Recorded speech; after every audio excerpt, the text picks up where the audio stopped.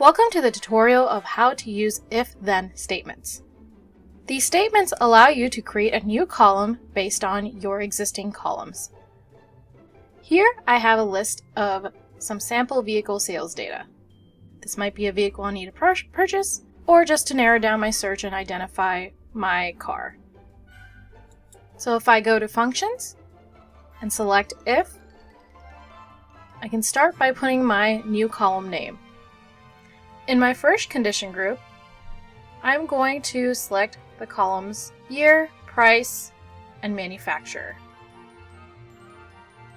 All of these conditions that I have laid out here will dictate what my then and else value will be. If my values are true, then the column value generated will be rideshare car. Everything else would be not rideshare car.